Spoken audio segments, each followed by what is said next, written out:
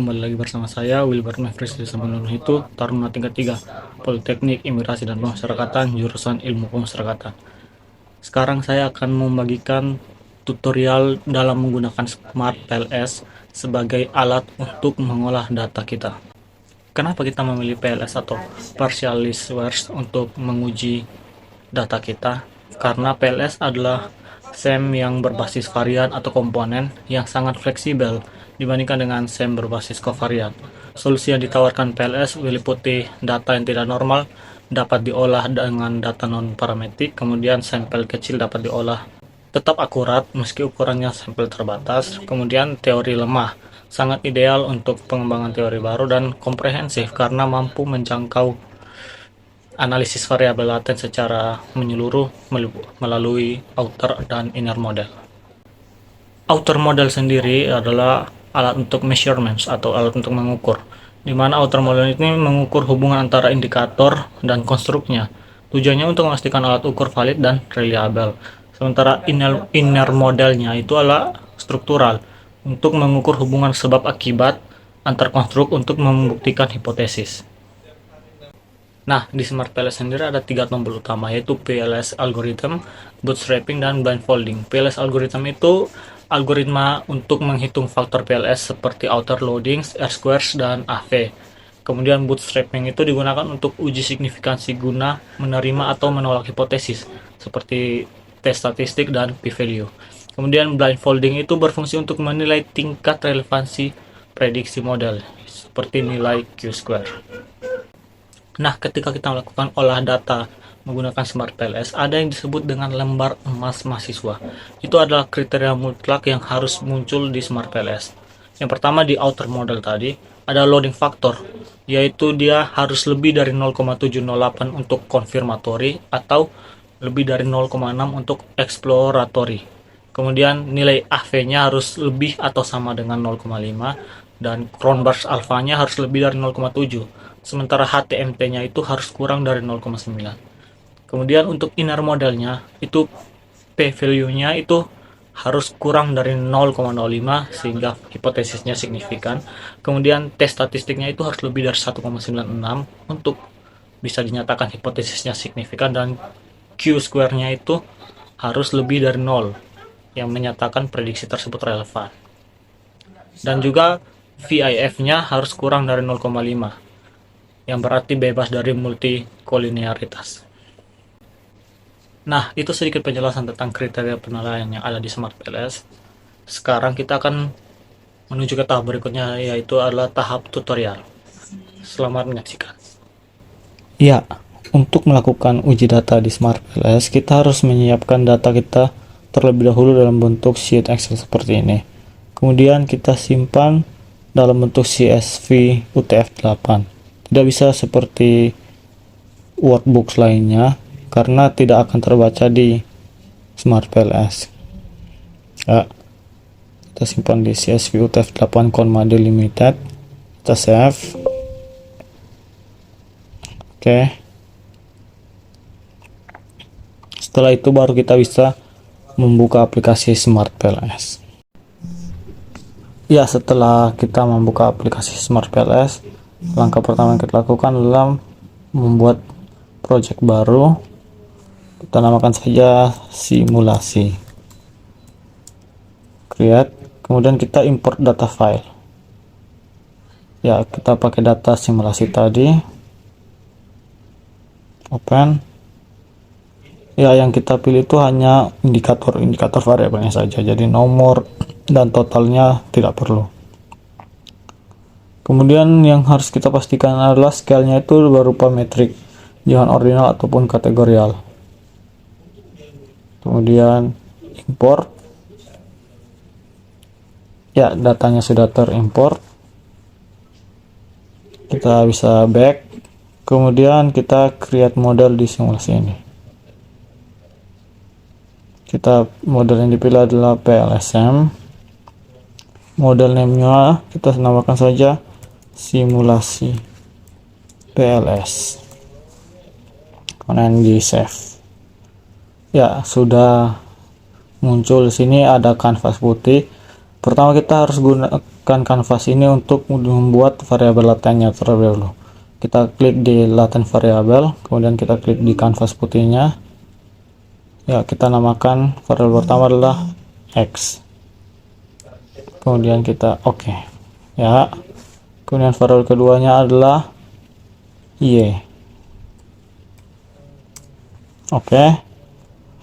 Kemudian kita klik di indikatornya itu X1 sampai X15, kita pilih, kemudian ditarik ke variabel X.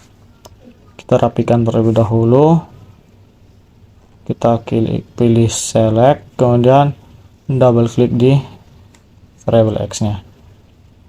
Kita rapikan dengan untuk indikator alignmentnya kita pilih left, sementara indikator sort ordernya kita pilih import order biar dia tersusun sesuai dengan yang kita import.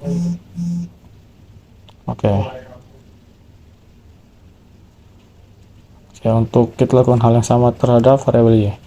Klik di Y1, kita blok sampai Y15, kemudian klik di Y.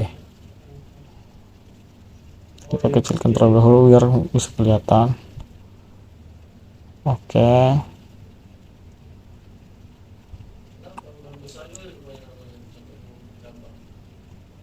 Ya, bisa dilihat sini kalau kita tidak menggunakan import order, maka dia akan susunannya itu Y1, Y10, Y11 seperti ini, dia tidak acak.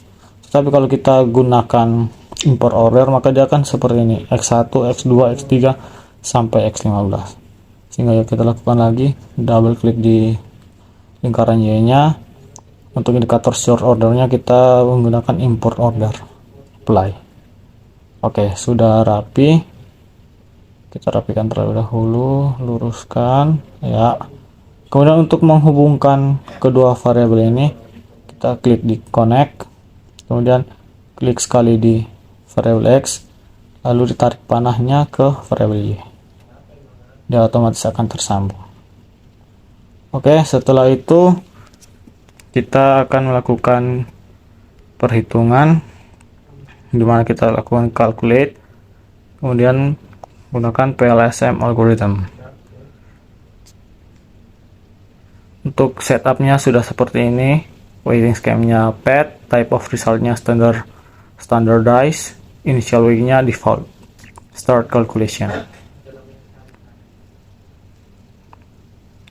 Nah, setelah muncul hasil kalkulasinya, kita lihat sesuai dengan yang dibutuhkan, yaitu yang dibutuhkan di lembar emas mahasiswa. Yang pertama, untuk kriteria outer modalnya itu ada loading factor. Loading faktornya itu kita bisa lihat di final result, ada di outer loading. Nah, kita bisa lihat untuk data yang kita masukkan tadi, cuman di indikator X2 saja yang nilainya itu di bawah dari 0,708, yaitu 0,591. Sementara indikator lainnya itu nilainya itu lebih dari 0,708, sehingga dapat dikatakan indikator tersebut valid. Kemudian kita bisa lihat nilai AV-nya. Nilai AV-nya itu bisa kita lihat di quality criteria, kemudian construct reliability dan validity. Ada average variance extracted atau AV. Untuk nilai AV-nya sendiri itu harus lebih atau sama dengan 0,5. Dapat kita lihat di variabel X ini, nilai AV-nya itu sekitar 0,63, sementara variabel Y sekitar 0,69. Kemudian untuk Cronbach's alpha-nya itu harus lebih dari 0,7. Cronbach's alpha-nya juga sama di quality criteria, construct reliability and validity. Kita bisa lihat di Cronbach's alpha bar chart-nya. Itu ada untuk nilai X dan Y-nya itu ada sekitar 0,96 dan 0,97, yang melebihi dari target yang kita miliki, lebih dari 0,7. Sementara untuk nilai HTMT-nya itu kita bisa lihat di diskriminan validity. Nah, nilai HTMT-nya itu harus di bawah dari 0,9, sementara data yang kita input ini nilai HTMT-nya itu 0,963, sehingga muncul datanya berwarna merah. Kemudian untuk inner modelnya itu ada p-value, T-statistik, Q-square, dan VIF. VIF-nya bisa kita lihat. Collinearity statistiknya itu di sini semua lebih dari 0,5. Jadi semuanya berwarna merah kecuali X2 yang 2,772. Kita bisa kembali. Untuk melihat inner modelnya itu kita harus menggunakan bootstrapping. Jadi kita ke calculate bootstrapping, sudah sesuai dengan setupnya, kita start calculation. Ya, setelah start calculation, kita lihat di total effect ada T value dan P value.